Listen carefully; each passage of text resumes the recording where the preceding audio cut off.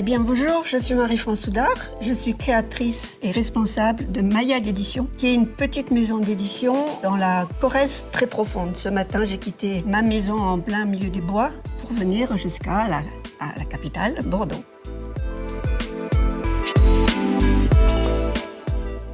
Cette maison d'édition, elle a un peu une histoire, c'est elle a été créée il y a pas tout à fait 20 ans.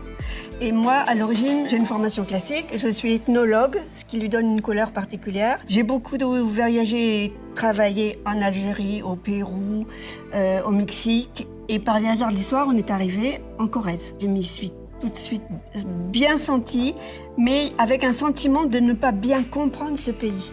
Et je me suis rendu compte, au bout d'un moment, que après de passer par tous ces pays que je vous ai dit, je pensais que le Limousin avait une ressemblance avec ces pays, c'est qu'il était dans un certain sens, même si ça ne se plaît pas à tout le monde, un peu colonisé.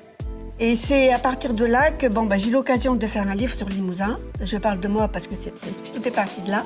Et le premier livre qui a toujours beaucoup de succès, c'est ce petit livre-là qui s'appelle « Comprendre le pays limousin ». Suite à tout le fond que j'ai accumulé en faisant ce travail-là, eh bien, j'ai pu élargir à d'autres sujets et j'ai pu élargir à accueillir dans cette petite maison d'édition qui était très modeste, d'autres auteurs qui avaient d'autres choses à dire. En arrivant à Limousin, ce qui m'a semblé capital, c'est que ce pays était plein de richesses, mais des richesses insoupçonnées ou peu valorisées par les habitants de cette région.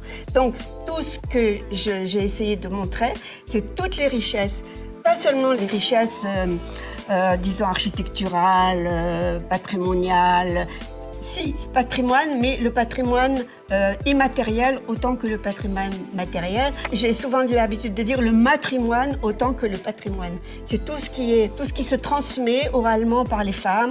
C'est aussi bien la cuisine que l'art, que les rituels, que les coutumes, que les manières d'être. Voilà, c'est un petit peu ça qui fait la particularité de ma maison d'édition.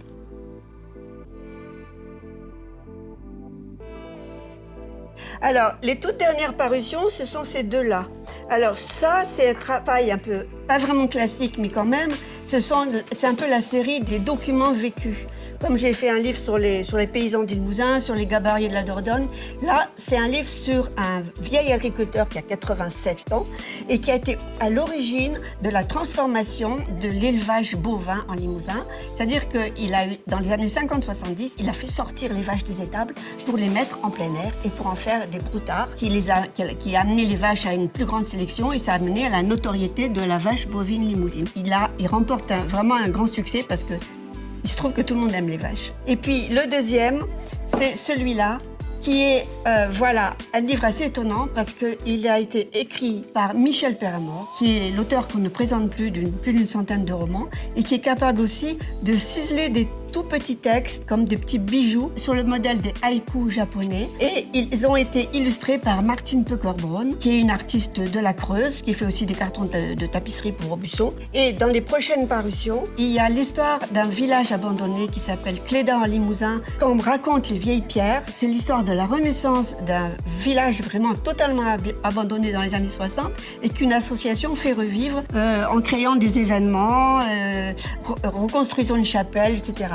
Et puis, un deuxième sujet qui va paraître à l'automne, il se passe dans la montagne limousine, qui est bien connue actuellement pour son engagement politique, quand même pas mal à gauche, et puis actuellement pour un renouveau des pratiques thérapeutiques, je dirais pas traditionnelles, mais aussi alternatives. Et tout ça, la politique et la médecine autre, fait bon ménage, et c'est quelque chose qui va être assez extraordinaire.